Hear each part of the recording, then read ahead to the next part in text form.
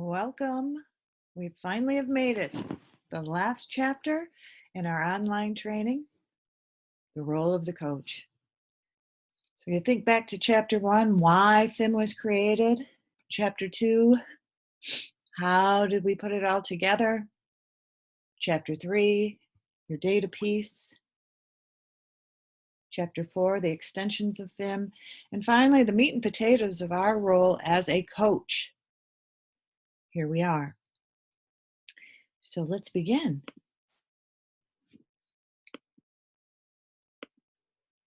First things first. We just had a brand new FIM coach who was thrown into the mix without really being trained. And so I asked her, I said, what would you like me to pass on to future coaches that may not have FIM experience and be put into schools to coach around it? And the first thing she said was this: we got to make sure that coaches know to introduce themselves to that principal. And hopefully that principal will introduce you to the staff. It's a really important point that I didn't even think about. You want your teachers to know who you are and that the principal backs what you do.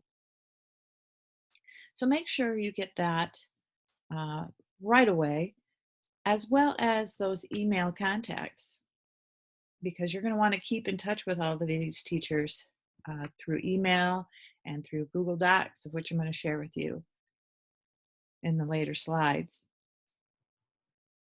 So once you get the email contacts, you're building relationships with teachers. You know, that first visit, you might just stop in and say hello.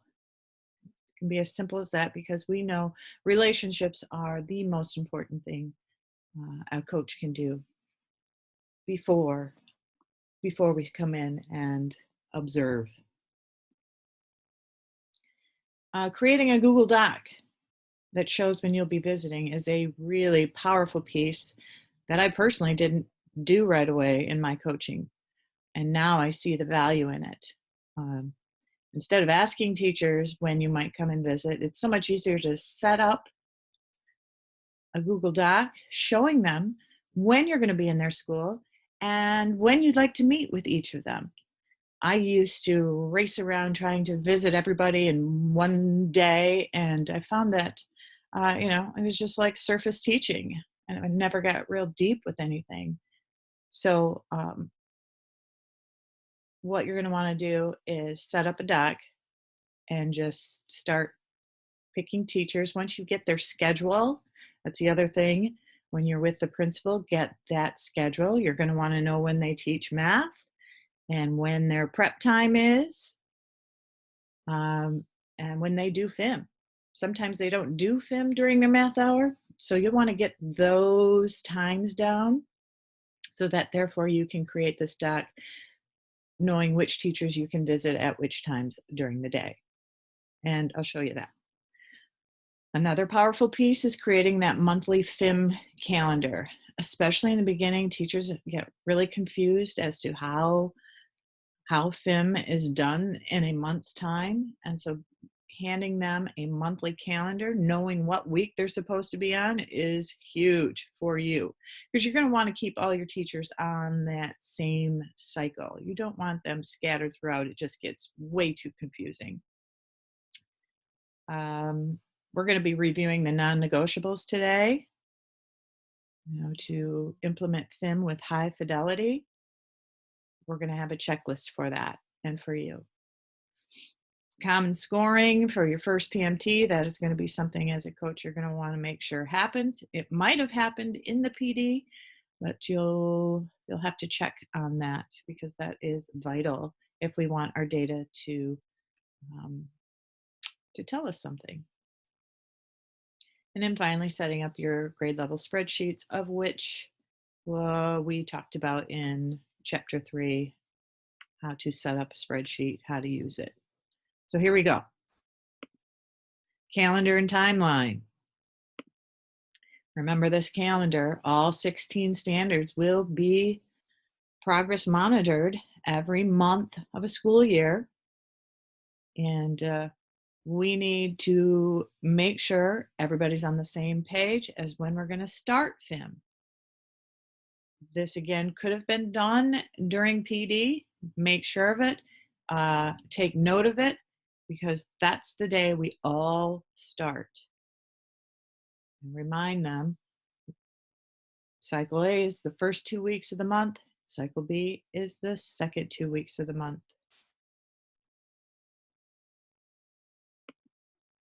This is just, I put this up there because it doesn't have to be anything fancy. I'm not real fancy, but here's what I give my teachers every month. Here's where you should be at.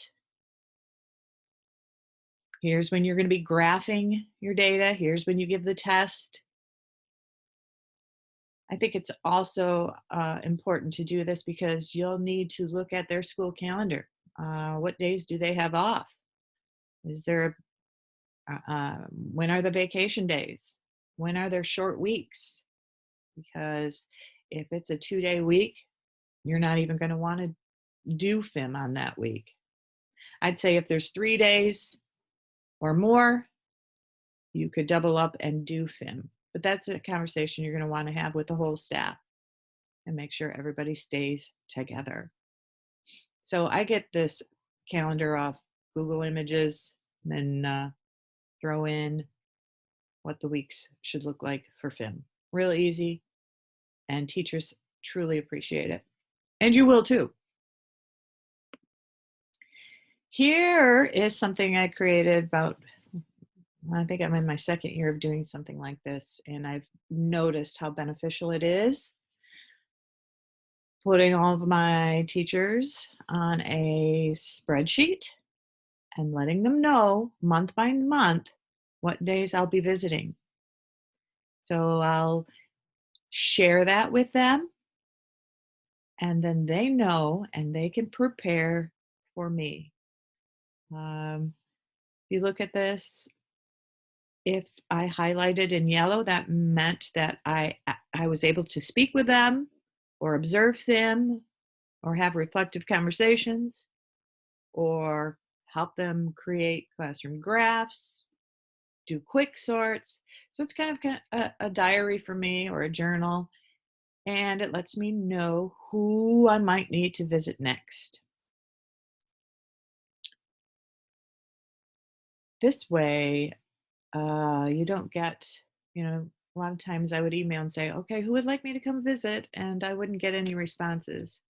Now I'm proactive. Here's when I'm coming. Here's who I'd like to meet with. And now it's up to them to say, you know what, Tracy, that's not a good day for me. Of which then I can change up my schedule easily.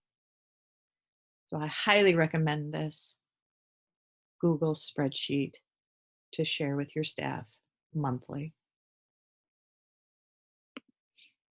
All right. We have some powerful resources in the FIM Math folder in the Coach's Drive. Maybe at this time you might get those or print them off and take a look at them. These are huge. You should keep these with you at all times. My favorite is the FIM checklist, the reflection sheet, and we'll talk more about that. So, for FIM to show mathematical growth, we must have high levels of fidelity. What does that mean? We'll start with warm-ups. Number 1, we have to be consistent giving these warm-ups Monday through Thursday, 2 problems a day. We can't go willy-nilly, oh, I just didn't feel like doing it on Tuesday, Wednesday, the dental bus is there, so we ran out of time. We've got to avoid those kind of pitfalls. Be consistent and 2 problems a day so that students are exposed to these standards consistently. Number 2, here's probably one of the things I see go wayside is teacher monitoring while students are putting forth effort. We really have to coach around that. Teachers need to be moving around the classroom during that 10 minutes, or I guess 5 minutes for effort, and stamp that effort. Let students know that you appreciate it, you expect it, you're looking to see what they're doing, and this mark that you're putting on the paper doesn't mean that your answer is right. It just means thanks for trying. Number 3, we want teachers talking while these students are working, giving them positive reinforcement. Thanks a lot, guys. I see every effort box is being filled. I appreciate this. This is important. Teachers can also, if they see a student really not even knowing how to begin a problem, to set the stage as maybe a way into the problem. Hey, I noticed this says multiplication of fractions up here. I wonder how you might start this problem. Just giving them little hints to at least get them going. And so we want to be hearing that in the classroom as teachers walk around and monitor. When it's the teacher's time, it's important that they give one strategy. I've seen teachers, okay, I'm going to show you all 5 strategies. Now, we don't have time for that. One strategy at a time is just perfect. And we want them doing a think aloud as they are solving. I find that if teachers ask students to put their pencils down and just pay attention to the think aloud and the steps of solving, it'll be much easier for the teacher to engage all students when it comes to the point of students copying down the exact solution the teacher modeled. This is another place where sometimes FIM will slide. Teachers are not monitoring that students are writing down exactly what they have put up on the board. It's a powerful piece because students need to start seeing the connections between what they're doing and what the teacher is doing and monitoring that. So keep your eye on that. As a coach, all 4 boxes and warm-ups must be filled. And number 6, the teacher wants to keep in mind that she or he should be showing different ways to solve throughout the year. And hopefully at the beginning of the year, they will choose strategies that maybe are more concrete or pictorial versus that abstract or formula type of solve. So that's a great coaching conversation to have with your teachers in the beginning of the year. High levels of fidelity with progress monitoring tests. What do you want to see here and notice when students are given the test? Number 1, every other Friday. So students should be getting tested twice a month. Now, sometimes Fridays aren't good days, and that's okay. We can be flexible. If a teacher chooses a different day to do that, that's fine. But all 16 standards need to be assessed in a month's time because this is formative assessment. This is helping us see the growth of our classroom and each of our students. This sometimes is done in the PD, but if not, you're going to want to have a grade level meeting and form consensus as to what answers are accepted as correct or incorrect. And a great conversation to have is, what do you want to see at the end of the year? What are your expectations at the end of the year? Then they should be the expectations in the beginning of the year.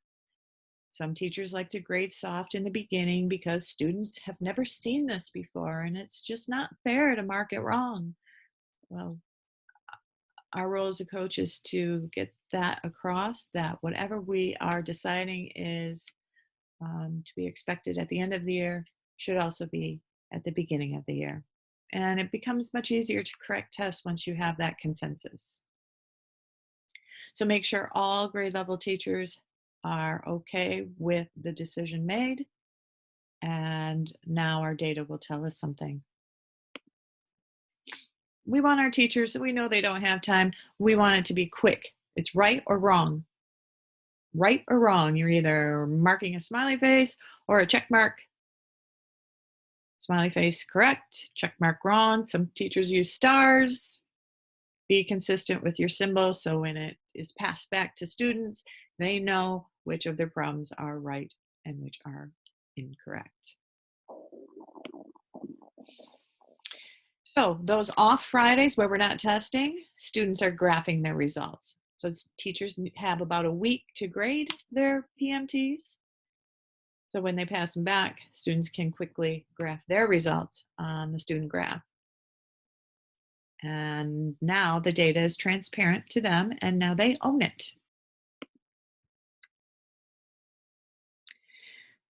Another really big piece that I think sometimes is forgotten is this idea of setting some time aside to let students know which standards are now being expected to be correct when they take this test, because the teacher has taught that standard pre to post. Making sure students are informed of that, and also what is the classroom average right now, and where should we be?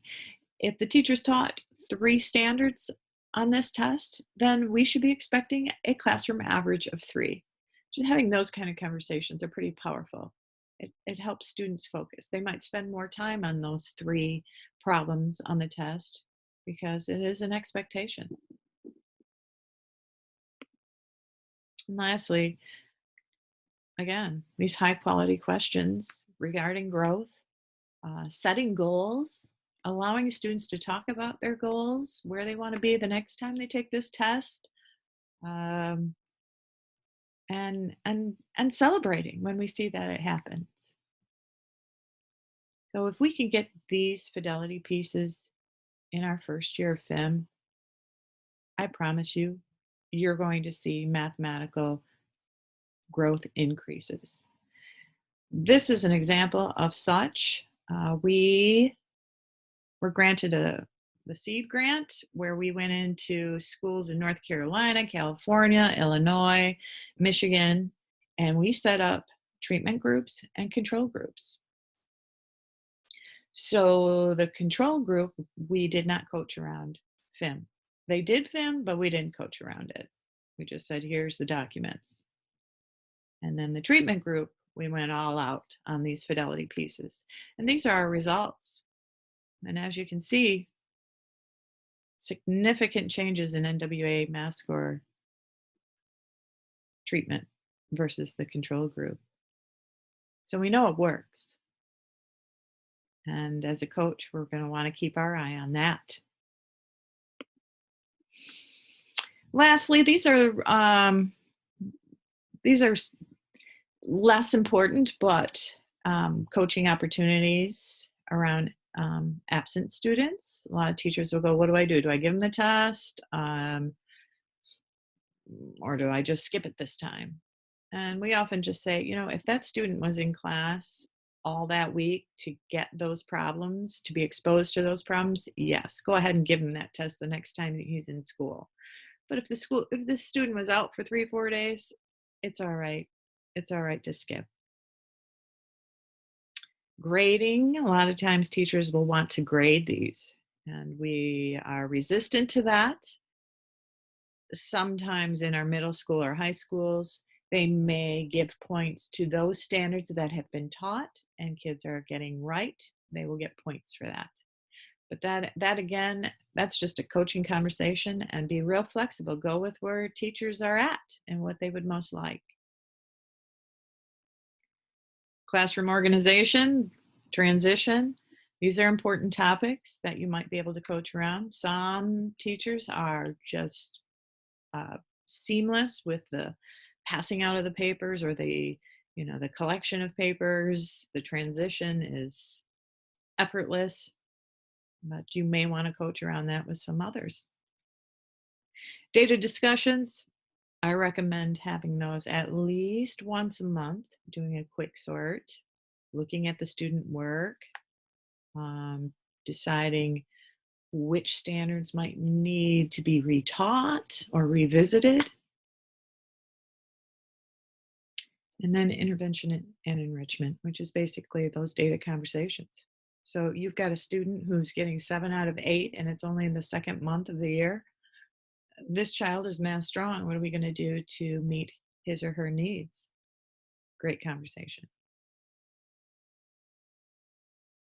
So I think that's it. Chapter 5 is pretty meaty. Make sure you get those documents off the FIM folder in the coach's drive, and know that you are always supported. There's somebody in our company who can certainly help if you run into any situations you're unsure of. I thank you for taking this online training, and I wish you the very best. Let's touch lives, and